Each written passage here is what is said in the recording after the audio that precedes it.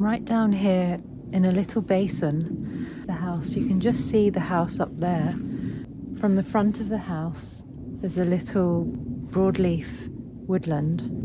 That's where we started removing some of the rhododendron. And as we're taking the rhododendron away, we're seeing the little paths that sort of wind all the way down. It's really difficult to see it on camera, but they wind all the way down in beneath the broadleaf trees, and they come down into the little basin where I'm standing, which is really soaking wet. All the sort of water pools here, but it's really quite magical. When we first viewed the property, David found it, you know, he had to go right through all the thick rhododendron, and we thought it was pretty magical. We didn't want a mulcher to come in and bulldoze down a load of trees. We really wanted to thin it out by hand and really discover what was here. We think possibly it was the original little garden or some kind of, that's the mud squelching. Yeah, it's coming along. There's a lot of moss and it's been left for such a long time.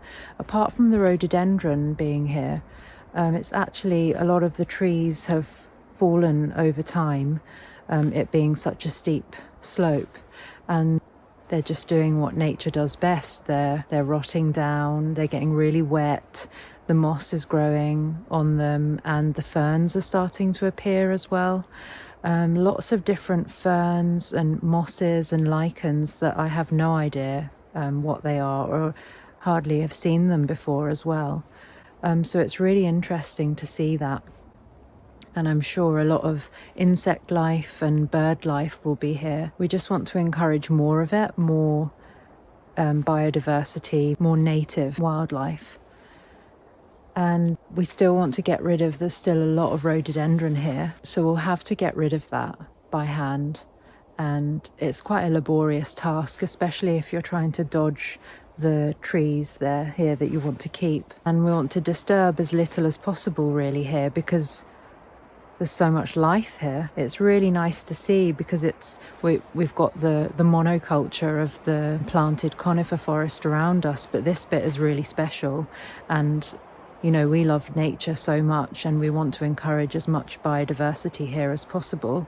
And I've just planted a few of the snowdrops that David's dad kindly bought me, and so I've put them around the woodland, lining the paths I've created, well, that were there already really. So yeah, really looking forward to getting rid of a bit more rhododendron here. It's possible over in that area over there, there's quite a dip and there's quite a bit of water pooling already. We're wondering whether we could perhaps have a small pond there. That would encourage even more wildlife. So I always wanted a pond as well.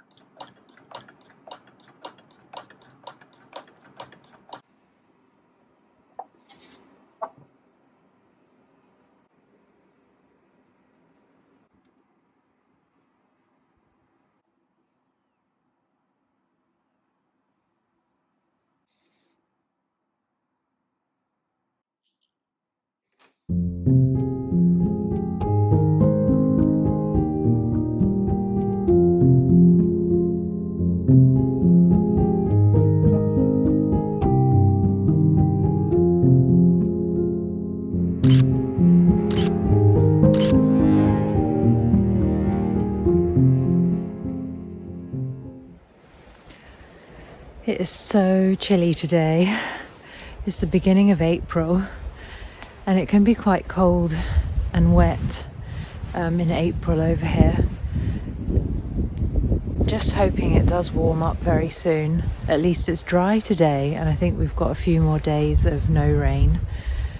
The beautiful gorse is coming out, lovely yellow at this time of year. We don't have any daffodils or anything up here, but the gorse provides a lovely, bright, cheery colour. I've got my seeds in the module trays and really can't wait to start planting them out. I've yet to create my beds in the garden, but we're so close. Just got a lot of other commitments at the moment, so it's been hard to get a video out this month. It's been a while, but I'm trying to do it as much as I can. The longer days are coming in, obviously, and that's going to really help us. You know, we can be outside more often. We'll have a bit more energy. There'll be more light. The laneway is actually pretty dodgy at the moment. Access is quite hard, especially at this time of year. A lot of the rainfall, it creates a lot of potholes, and the laneway is sort of disintegrating before our eyes. But when you get the drier weather, it's not too bad, you know, it's pretty solid. We need to keep up with the drainage and just try and get the rainwater off the surface as much as we can.